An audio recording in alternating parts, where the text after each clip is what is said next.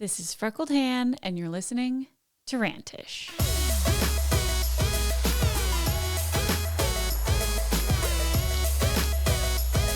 Hello. Guess what? I got a sign. I feel like a legit podcaster because I have the standard podcaster. What is it called? Like, oh my gosh, LED. No, LED? Is that what it's called? I don't know. You probably are listening to this on a podcast, so you don't care at all, but I feel very cool. So that's good because I was a little bit worried about recording this podcast because we've had a little bit of a rough morning over here, and hanging my podcast sign has helped me turn around my mood a little bit. I came down to record. I ordered this sign on Amazon, and it was a little bit of a risk because it was literally just on Amazon. You could just order it and type in what you wanted it to say. And they said that they would reach out to you to verify that it was all good before they sent it and like made it and everything. So I ordered it. I think it was $80. So it wasn't like crazy amount of money, but also it was enough that if it was a total fail, I would be bummed. And I kept checking my email and I never got anything. And then one day it just showed up on my porch and I was really scared to open it because I didn't really know what I was going to get. But thankfully, I'm a big fan. It looks great. It does the job. It does exactly what I wanted it to do. So hooray. But anyway, so I came down to record and I saw the sign sitting down here and here's the thing.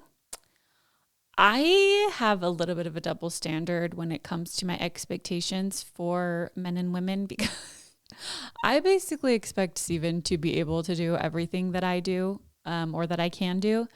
And then there are certain things that I just do not expect myself to do because he does them. And one of those things is putting things on walls. So I know that I could do it. I know that I am capable of doing it, but also I just don't want to. So it's easy to default to him in those moments. And thankfully he's good to do it. It just sometimes doesn't always happen on the timeline that I want. But then I just remind myself there's absolutely nothing stopping me from doing it myself. So if I want him to do it, then I can be patient on the timeline that I want. Anyway, we had talked about doing it a few days ago because I've actually had plans twice to record a podcast with a guest, and both times it didn't work out. So, we've needed to reschedule. I still plan to record with both of them, but it just didn't happen when we thought it was originally going to happen. So when I thought that one of them was going to be coming a couple days ago, I had talked to Steven about hanging the sign, but then it ended up not happening because their plans changed. And so when I came down to record, it just happened that Steven was home. And so I said, hey, let's hang this sign. Also, hanging things is just kind of a two-person job. I mean, again, I know there are people who out there who manage to make it work, but it doesn't feel like something I want to do. So he helped me hang the sign. We hung it together, and here we are. I'm feeling much happier than I was a few hours ago because I'm recording this on a Saturday. I don't typically record on Saturdays, but I'm really trying to be more consistent with the podcast. So I am recording here on a Saturday, and Saturdays, I just did a little rant about this on Instagram stories. So I will share a little bit more here, but you might already know because I just got on this morning. Because here's the thing. We do not require much of our children in the way of like housework or chores or helping out or cleaning. Like we really don't expect very much of them.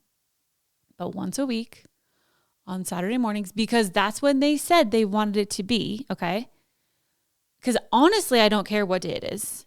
But I like having us all do it at the same time because then it's like there's at least one day where the house is like the main level of the house is all clean and we're all kind of like doing it together, which I do like, but it doesn't have to be on a Saturday morning. Anyway, I just ask that they put their laundry away, and that includes any clothes that are on the floor in their room if they need to be put away in their bins or put in the laundry basket like to be washed, and then any clean clothes be put in their bins.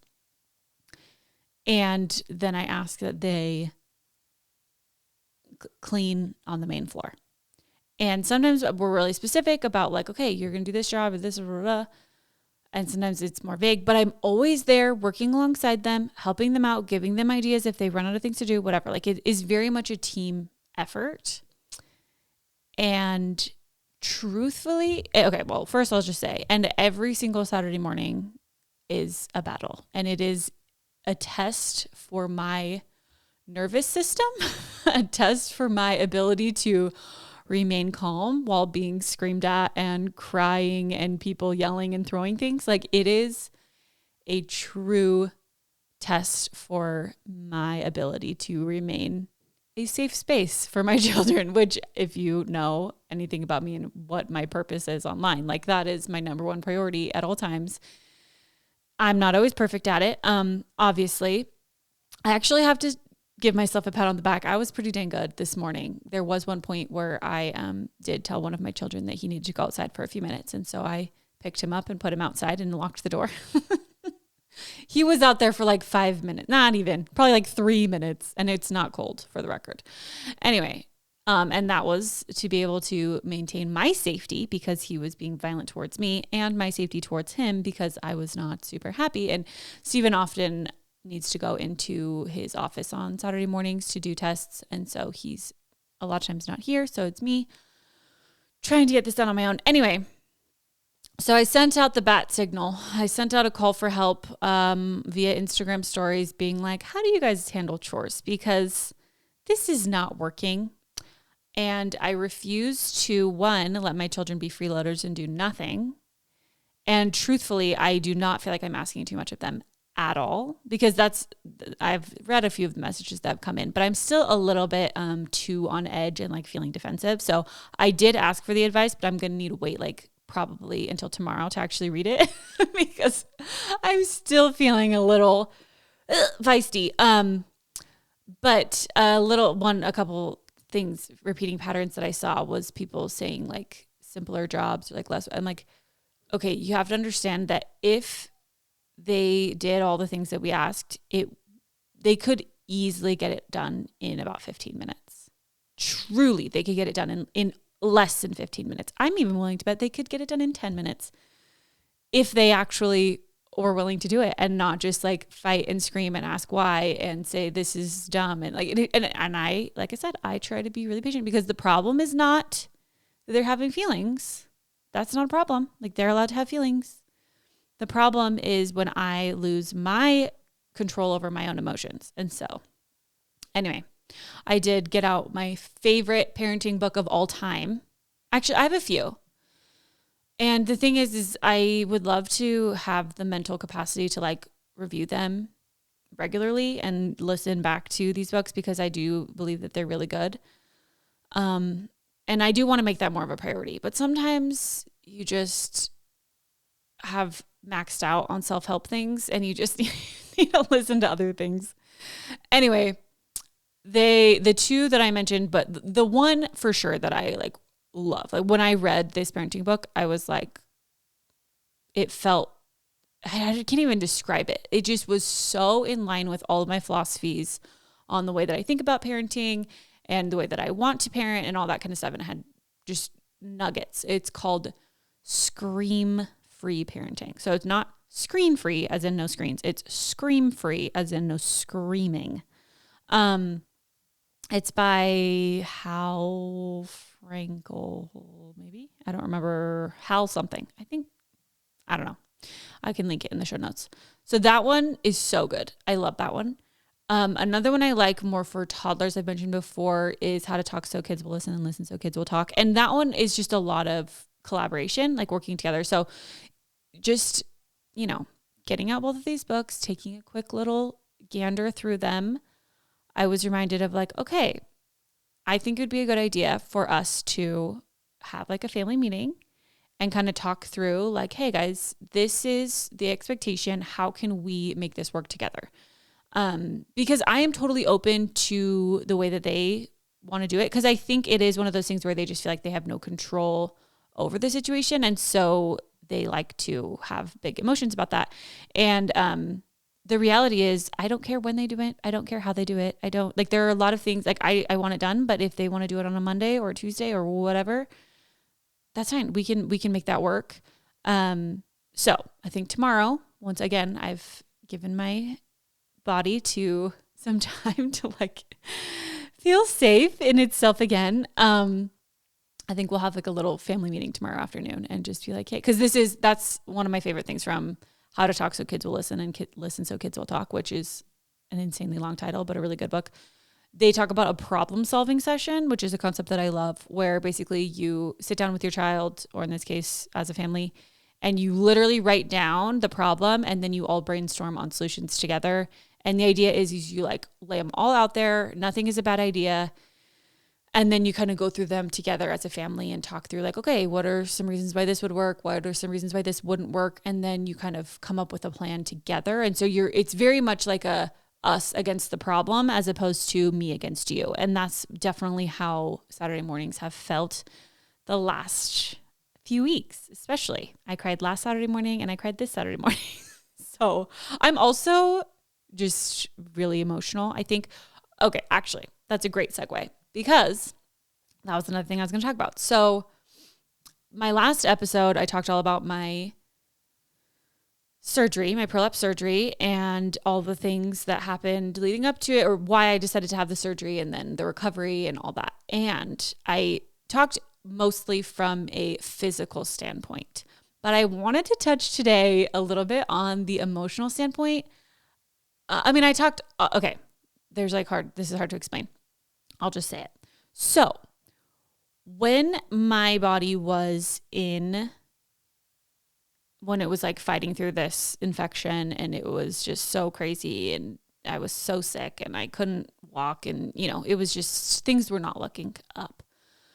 My friend Sarah reached out to me and she basically said like, hey, I'm so sorry for everything you're going through. This seems really hard and awful. And like, cause she's a very, I don't know the word to describe. If you're listening, Sarah, I love you. She's just like very holistically minded, very, what is the word? Like just like helps, I think her whole coaching, she's a coach and she like helps women kind of like what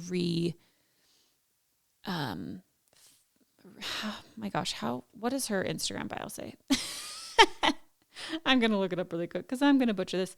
But basically she was just saying like, while you're working through this physically, I wonder if there are things you could be working through emotionally as well. And she just mentioned how the pelvic floor specifically is a place that is known to hold on to a lot of emotion. And so like, are there things that I could be doing?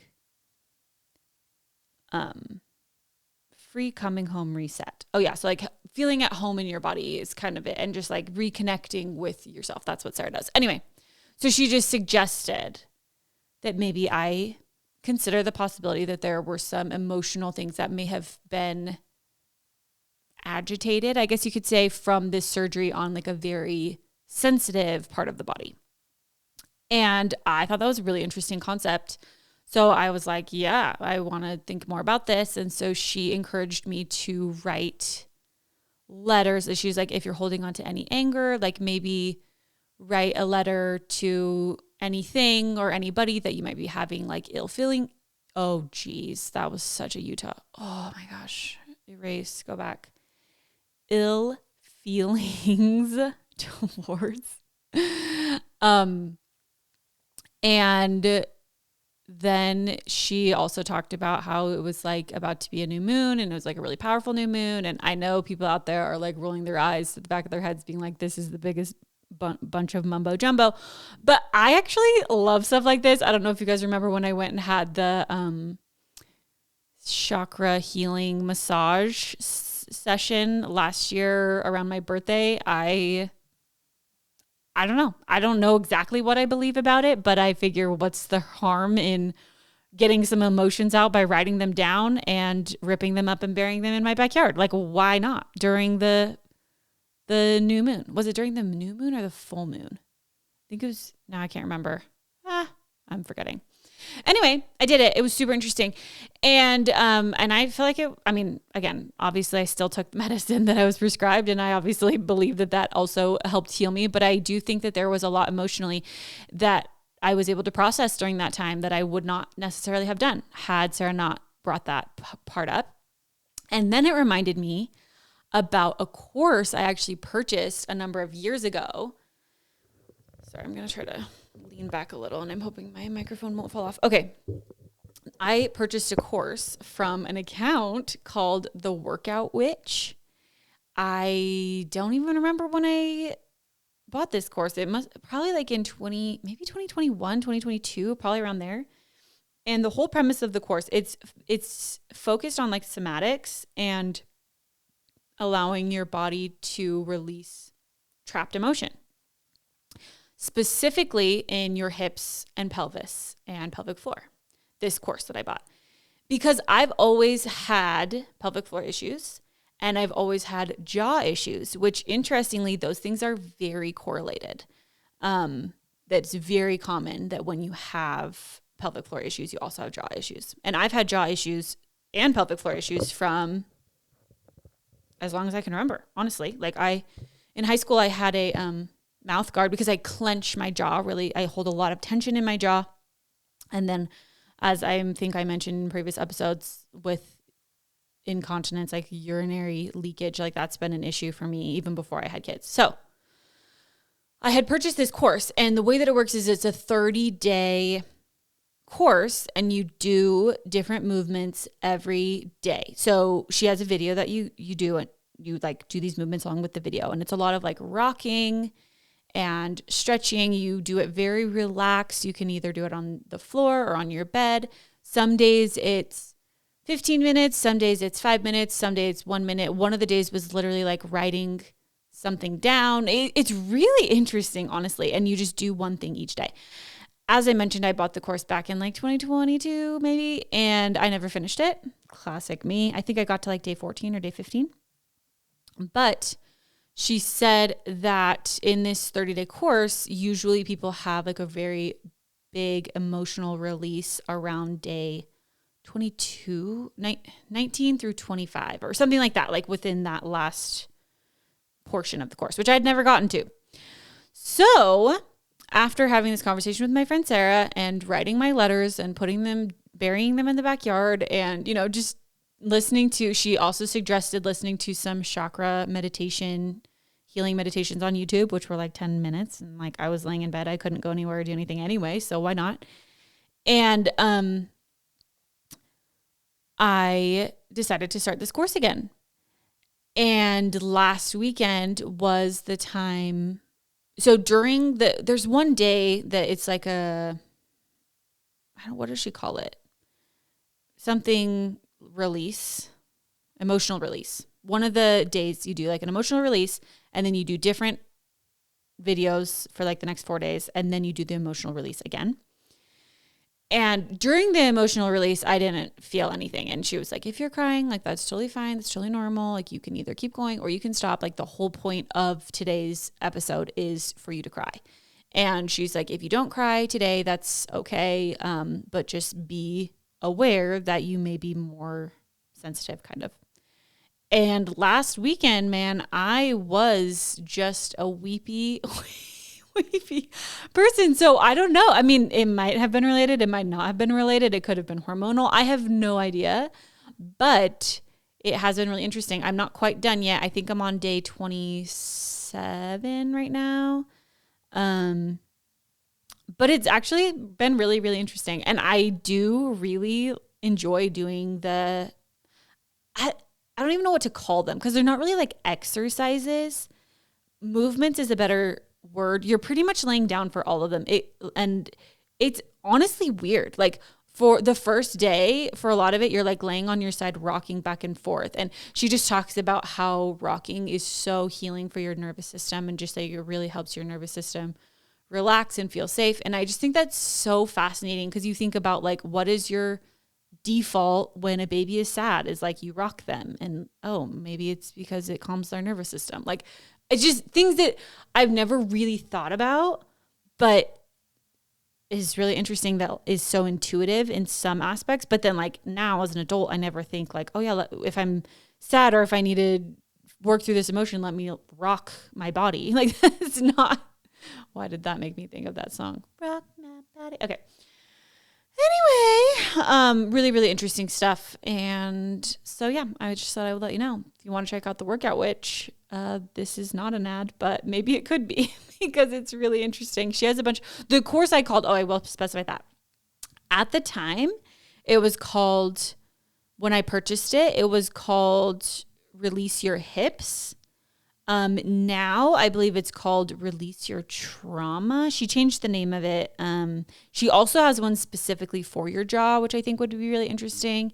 And then she has a couple of other ones as well. And she's apparently killing it because according to her website, she's sold over 200,000 courses. So pop off, queen. That's really impressive. Good job. I don't even know her name and I don't even follow her anymore because I started a new account and she's not one of the people that I remembered about. Truly, I had forgotten until this whole experience. And the other thing that was so interesting too was like, as far as the specific, and I don't really know where this comes from. I'm not sure if this is like a somatics understanding or like something to do with the chakras. I don't really know. I don't know how those things are related. I am still very new to all of this world. I don't really know much about it, but what I do know, I think is really interesting. Or what I've heard anyway.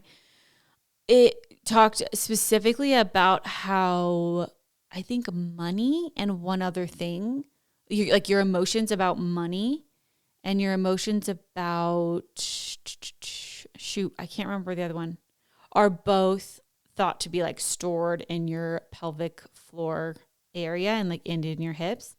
And I thought that was really interesting because I've talked about this more on Instagram, but how I have been quote unquote trying to build a business for the last 5 years / 6 years because I started in 2020 and now we're at the end of 2025. And I haven't really been able to figure out the money making piece of it. So it's really interesting that has like also been something that I've been focusing on. And then this pelvic floor thing and then this release your hips thing. I don't know. It just really, I am someone who doesn't believe in coincidence. So to me, it feels very inspired that all of these things are kind of lining up. And yeah, I'm just really interested to see where things go from here. Who knows? You might be hearing a podcast ad coming very, very shortly your way. We'll see.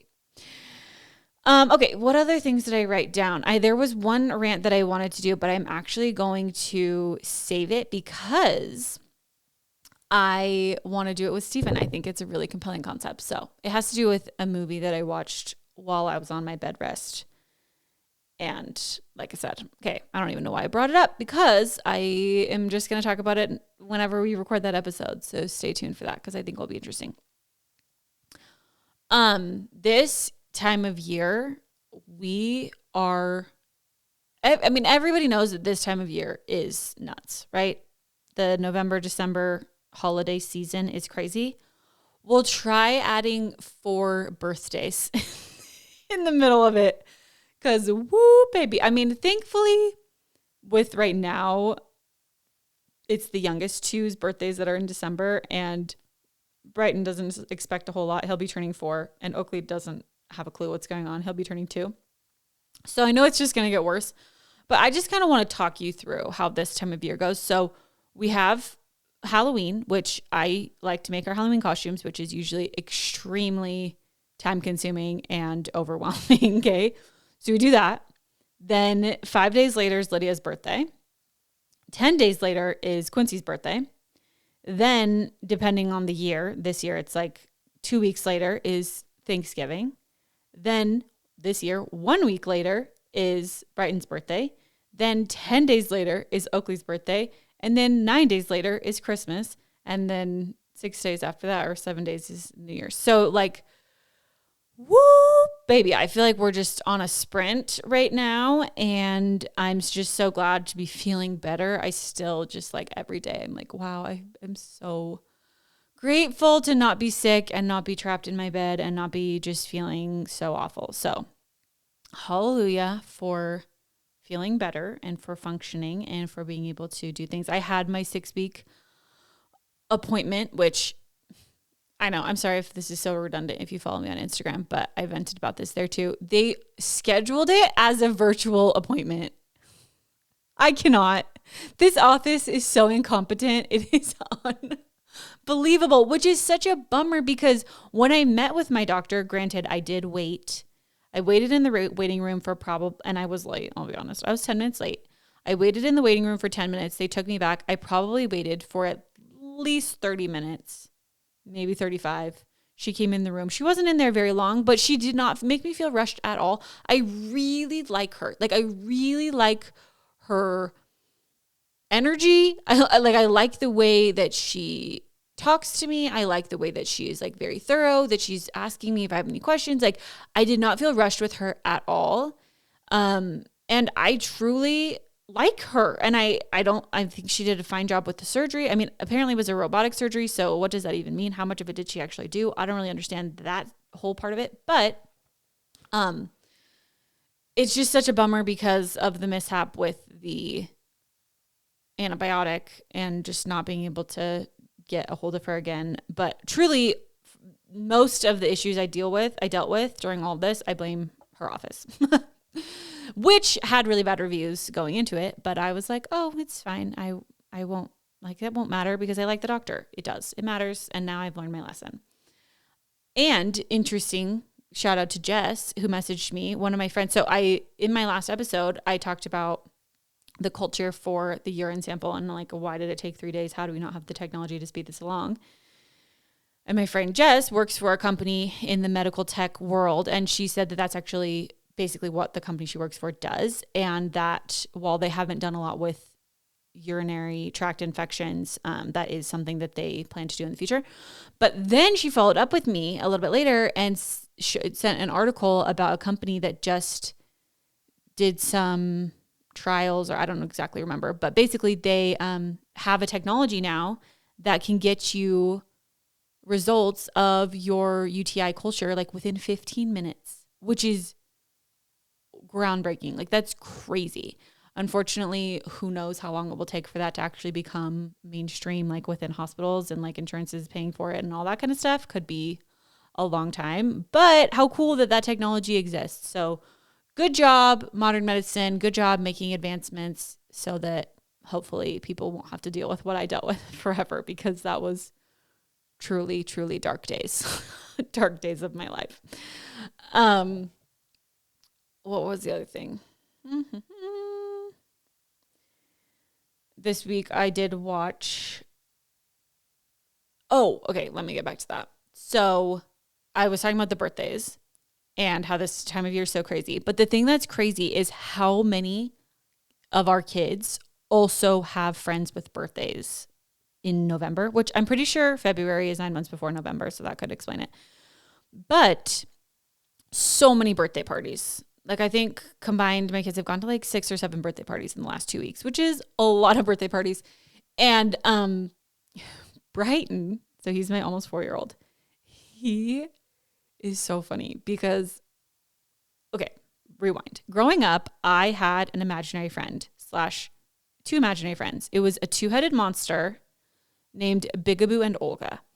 And it's kind of like if you've seen in Sesame Street, what is the name of the 2-headed monster in Sesame Street? That's kind of how I pictured my imaginary friend. Let's see, 2-headed monster, Sesame Street. Sorry, I'm looking this up. 2-headed monster, Sesame Street. Is that what they look like? Yeah, kind of like that. But one was green and one was purple. In Sesame Street, they're both purple. Anyway, I very much remember my imaginary friend and taking them with me everywhere and talking to them. And Steve and I have joked, or not joked, but we've just, pause. The one part of recording the podcast video as opposed to audio that I haven't quite figured out yet is the fact that my video, or my camera, my DSLR camera, stops recording at 29 minutes, 59 seconds. Not because it runs out of storage or has any issues, but because I found this out, because this is so crazy to me, because that is the limit that it can be in order to be considered a camera as opposed to a video camera. And apparently those things are taxed differently. And so in order for DSLR cameras to be in the tax category of cameras as opposed to video cameras, they build in this mechanism that requires the camera to stop recording at 29 minutes 59 seconds. And there's absolutely no way to override it. There's nothing you can do. And since that's the camera that I have and it's like a $4,000 camera, it seems crazy to buy another camera, but it's extremely annoying because I have to stop right around the 29-minute mark so that I can not lose my video. It's very annoying. Back to Bigaboo and Olga. So Stephen and I have mentioned multiple times about how it's a little bit surprising that none of our kids have ever had an imaginary friend. And because I think Stephen had an imaginary friend too. His wasn't as much of a pillar of his childhood as mine was. Mine was very, it was a big part of my childhood, I guess. I don't know what that says about me. Anyway, so we've always thought it was interesting that none of our kids have had an imaginary friend. Well, Brighton's in preschool and he keeps talking about his friend Millie and he keeps asking to have a play date with his friend Millie that's in his class. I've never seen Millie. I've never met Millie. And so I finally asked one of his preschool teachers. Well, no, I posted on the Facebook page of our neighborhood saying like, does anybody have a daughter named Millie that goes to this preschool, blah, blah, blah. Because I've had success finding, because the preschool is like in our neighborhood. Anyway, I've had success finding kids' parents that way before. And nobody responded to my post. And then I talked to one of his teachers who I'm like friends with. Ish. I think she's a friend. Hopefully she thinks of me as a friend. Shout out Chelsea if you're listening. I saw her at the park and I was like, hey, do you know Millie in his class? And she's like, there's no Millie in his class. So I was like, what? Well, he has continued to talk about Millie all the time. So this past week when one of his siblings was at a birthday party, he comes into my room. I was doing something on my computer and he's just like, Mom, you forgot to take me to Millie's party. And like he has this whole breakdown about missing Millie's birthday party or her party because I didn't text her mom back. And I'm like, buddy, Millie doesn't exist. I'm like, I've never met Millie. And trying to reason with a 3-year-old who is convinced that they have missed a birthday party is just not a fruitful endeavor because he was so adamant that it was my fault that he had missed Millie's party. And then it happened again like 2 days later because one of my other kids went to a birthday party and he had the same exact meltdown. And I'm like, I don't know. Thankfully, it's been like a week now and he seems to have moved on. But I just don't know how to come back from that situation. I do not know how to help him through missing this imaginary birthday party that he is so convinced that he missed. And then a couple of days ago, we were at the library, like the city library, and there was a house by the library that had a green door. And he was like, Mom, that's Millie's house because Millie's house has a green door. And I was really worried that he was going to insist that we go knock on the door or look for Millie, which thankfully he wasn't, because then after a few minutes, he was like, well, that looks like Millie's house, but Millie's house has an upstairs and that house doesn't have an upstairs. So I was like, okay, thank goodness. But it's just so interesting because it counts as imaginary friend in my book because she doesn't exist. But it's not the same in the fact that like with me, Bigaboo and Olga were always there. And like, I'd be mad at my siblings if they like sat on them or like, you know, I was like holding a chair for them and someone could sit in it. And that was my experience with the imaginary friend. Whereas Brighton doesn't pretend like she's around.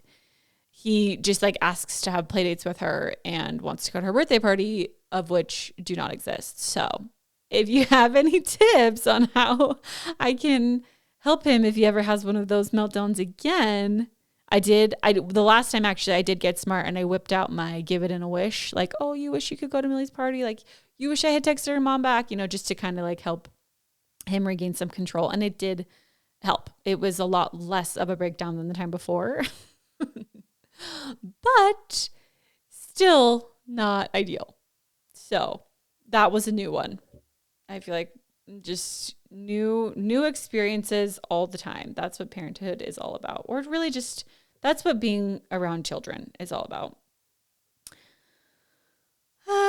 Okay. The rest of my notes on my app like I always keep a note on my phone of like things I want to talk about in the next podcast. They're all the things that I'm going to talk about when I have Steven on as my guest. So I am going to cut this one a little bit short. I knew it wouldn't be a super long episode going in, but I am so determined to start being more consistent with these podcast episodes. I'm going to get this out today so that I can say that I got it out this week because the week is not over.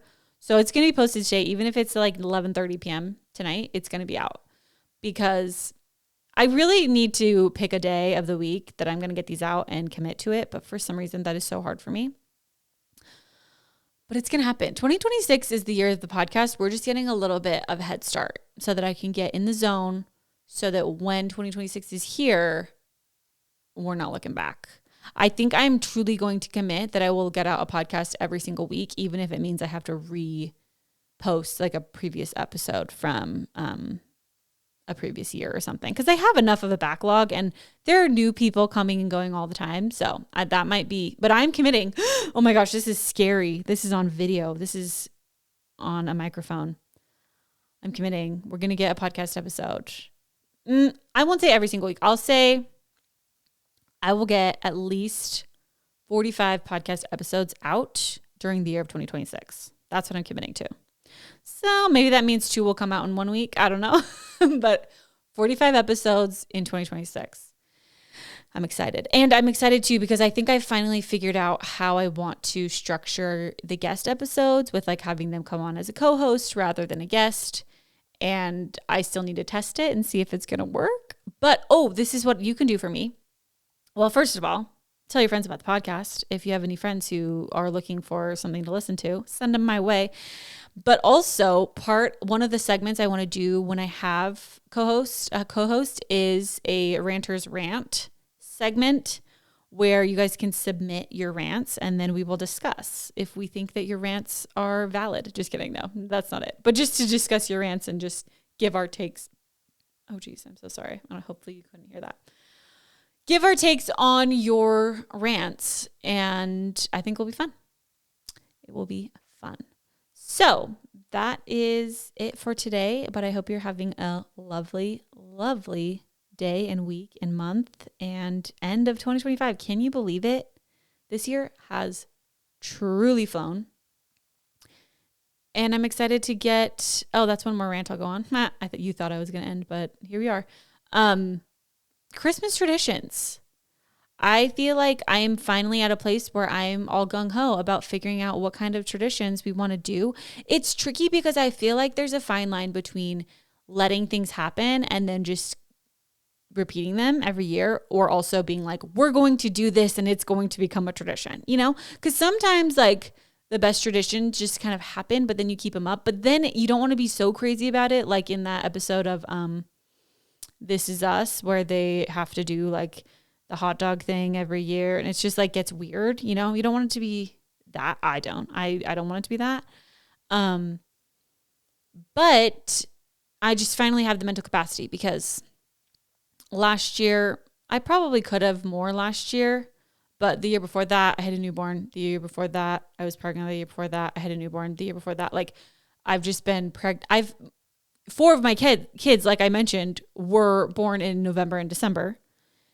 And then I was pregnant during a lot of the other Decembers. So I have not really historically, I've not had a lot of energy in December. And this year I'm like feeling good. So excited to get some things. I just saw my friend Mary from I Just Want to Chat. She came on the podcast a few months ago. We talked about the summer I turned pretty.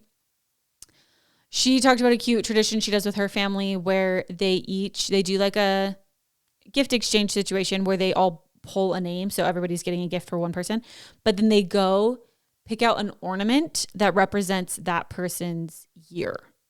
And I think that's really cute. She is running out of room on her tree because the ornaments are kind of big.